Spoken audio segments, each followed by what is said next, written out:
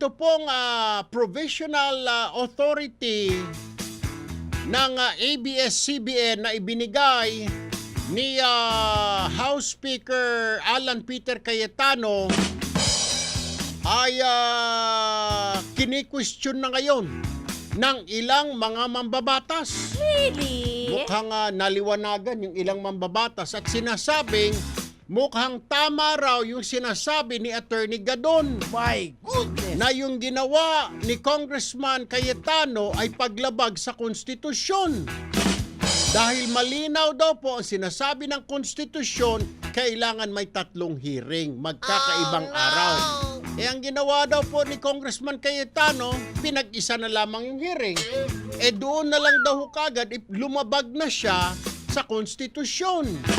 Kaya ito raw po ngayon ang kini-question ng ilang mga babatas. Kasama na riyan si Congressman Rufus Rodriguez ng Cagayan de Oro. Ang sinasabi niya, kailangang silipin muna ng mabuti dahil kung hindi, magmumukha silang kahiya-hiya sa sambayanan.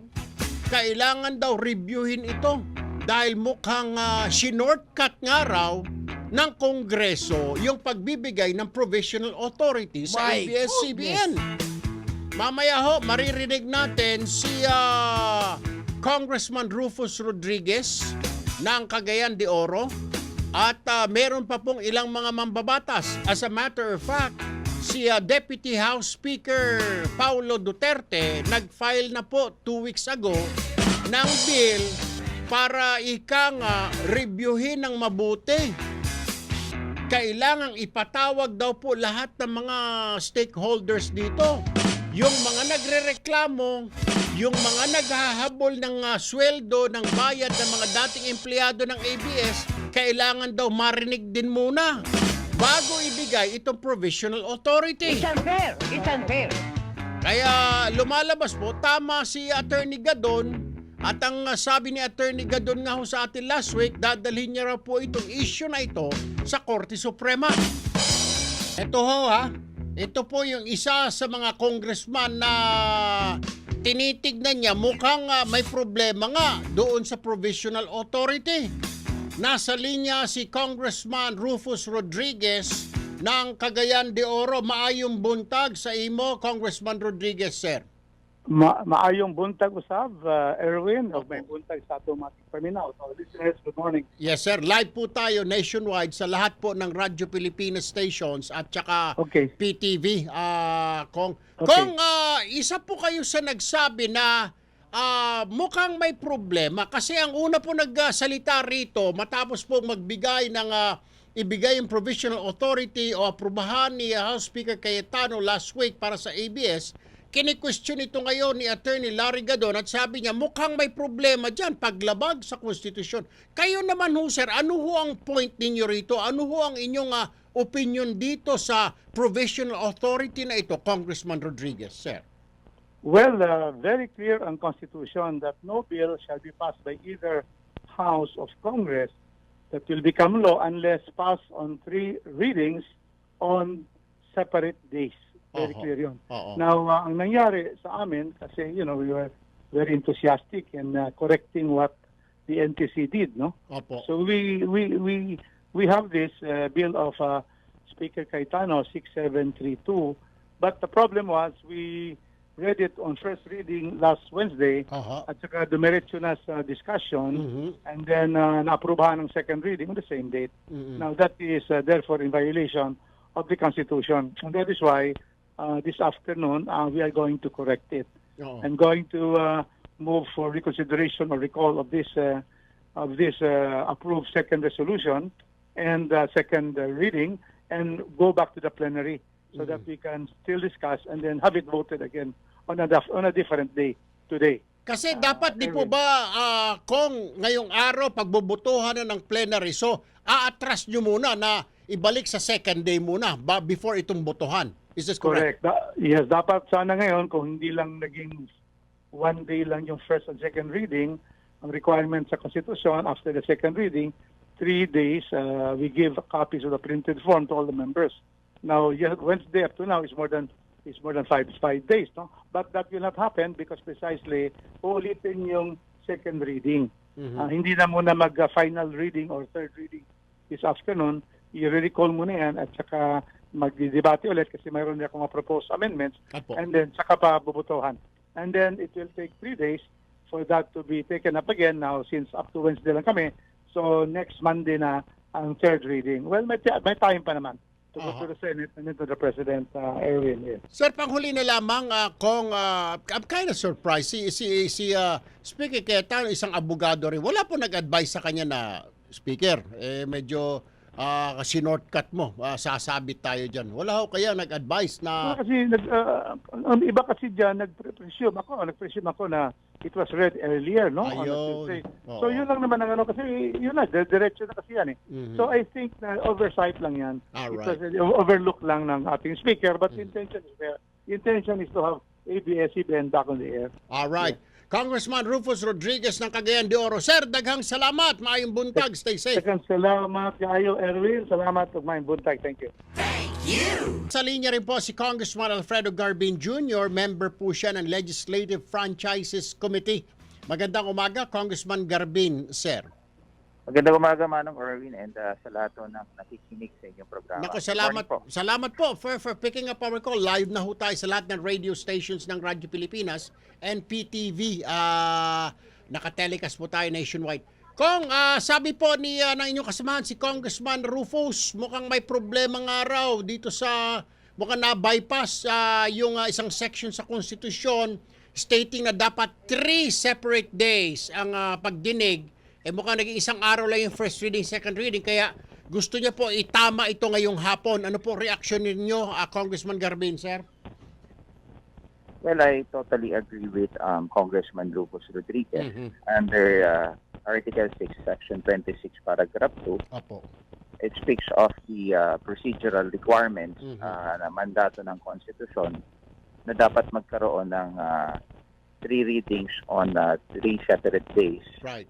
And yan ay procedural requirements ng Konstitusyon, hindi lamang parliamentary rules, kung hindi dapat strictly complied with. Anong nangyari, Kong? Bakit parang yung first and second reading ginawa sa isang araw? What went wrong?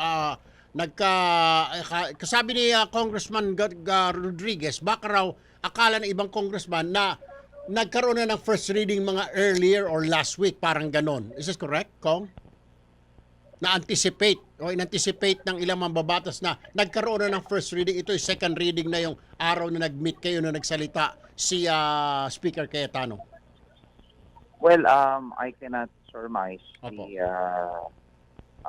wisdom of the leadership, pero yun nga ho ang nakapalaman sa Constitution that it should be on separate days, 3 readings on separate days. Okay. Maraming salamat, Congressman Alfredo Garbin ng Ako Bicol Party List and member ng Legislative Franchises Committee. Good morning po, Congressman Garbin, sir. Salamat po, Thank you po. Manong Erwin. Thank you! Nasa linya rin po si who started this all, si Attorney Larry Gadon. Magandang umaga, Attorney Gadon, sir. Magandang umaga, kaibigang Erwin. Magandang umaga sa lahat ng mga taga-subaybay. Nako, meron nang nakarinig nga sa iyo. Meron ng isang mambabatas, si Congressman Rufus Rodriguez, and sang-ayon ho siya na may paglabag nga sa konstitusyon itong provisional authority na binigay ni Speaker Cayetano last week. So gusto niya pong itama. Tama ho yung sinabi niyo raw na kailangan 3 separate days ang ginawang pinastrak isang araw lang. So gusto nilang itama ngayong hapon, sir, na gawing 3 days. Ano ho reaction niyo rito na nakakuha kayo ng kakampi in the person of Congressman Rufus Rodriguez, sir? Magandang development yan kasi alam mo naman yan si Kong Rufus Rodriguez, palibasa yan ay author ng mga constitutional books at siya ay dean ng isang college of law, yung San Sebastian, kaya alam niya yung batas. Makasingit lang ako, Attorney Gadon, na sinasabi kasi nila ng Committee on Legislative Franchise, yung mga yan daw, yung didigin, mga reklamo, etc., doon na raw po yung from June to October, yung ikang proper na forum na pag-uusapan, ipapatawag yung mga complainant, yung mga stakeholders. Ngayon daw po, pinag-uusapan lang is temporary para maka-ere ang ABS-CBN. Ano hong take nyo ran, Attorney Gadon? Wala sa konstitusyon yung tinatawag na provisional authority. Wala. Kahit pagbalik-balik pa rin mo yung konstitusyon, wala yan. Anong sinasabi po lang doon sa konstitusyon, sir? Ang constitution is a 25-year franchise. Pagdating sa telecommunications. So pwede pa rin pala ninyong questionin niya sa Kongreso, sa Supreme Court, yung tinatawag na provisional authority na ibibigay ng Kongreso. Actually, Erwin, pinaghahandaan na namin yan. Okay. Questionin namin yan sa Supreme Court. Kasi wala sa Constitution ng provisional authority. At saka, sa proseso na lang, tingnan mo, meron ka ba namang sinasabi? Siya mismo, si Speaker Alan, sinasabi niya na marami daw allegations ng violations, maraming mga nag-o-oppose, maraming nagre-reklamo. Bakit mo bibigyan ng provisional authority? Baliktad na ba ang mundo ngayon? Hindi ba dapat tingin muna yon bago mo bigyan ng kahit na anumang authority o prangkisa? Baliktad eh. Attorney Larry Gadon, sir, thank you for joining us. We will be calling you soon again. Maraming salamat. Magandang umaga. Stay safe, Attorney Gadon. Maraming salamat, kaibigan Erwin. Maraming salamat. Sabi po ni Kong Attorney Gadon, wala raw po sa konstitusyon na nakasaad na pwede kayong magbigay ng provisional authority. Ang sinasabi lang is 25-year franchise. Pero wala raw nakasaad, balibalik na rin daw ang konstitusyon na sinasabing pwede kayo magbigay ng temporary franchise. Is this correct? What's your take on this? Well, ibabalik ko rin sa kanya yung sa kanyang claim na wala rin sinasabi sa Constitution that we cannot provide for a provisional franchise or a franchise that is limited for 6 months or 1 year or 2 years or 25 years. All right. Sinasabi doon, it cannot be for a maximum of 50 years. But it cannot, wala rin sinasabing pinagpapawalan kami na magbigay ng prangkesa na limitado or less than 25 years. Ayun, malinaw. Nagtataka nga ako bakit na ganun ang kanilang posisyon. Dahil na maliwanag naman yung saligang batas dyan. So anong next move ninyo ngayon, Attorney Larry, sir? Inaabangan ko ngayon kung ano ang magiging kalalabasan nitong kanilang session ngayong araw. In fact, marami na mga congressman na tumawag sa akin na meron daw talaga mag-oppose niyan. Kasi nga wala sa procedure. Alright. At maliwanag naman ang Constitution. Okay. Hindi ko nga talaga maintindihan itong si Speaker Alan Cayetano bakit ganyan ang kanyang actuations. Dahil na unang-una, kaibigan Erwin, ito ang dapat na malaman ng mga taong bayan. Hindi naman nag-a-apply yung ABS-CBN Corporation. So bakit mo bibigyan ang some private entity a privilege of a franchise even if it is provisionary na hindi naman nila ina-applyan. Alright. Pangalawa, this is a private bill. Negosyo ng negosyante ito private bill. Bakit yan ang inuuna niya? Samantalang yung public bills na kagaya ng pagbigay ng mga sahod, additional na sweldo sa mga public doctors and nurses and health workers para hindi sila maengganyo na magtrabaho sa ibang bansa dahil mas kailangan natin sila ngayon dito. Yung bill na naglalayon na bigyan ng hazard pay, yung mga LGU health workers. Ba't hindi niya pinapansin? Yung bill na naglalayon na bigyan ng pondo ang DOH para na yung mga public hospitals ay ma-improve the facilities. Bakit hindi yan? Alright.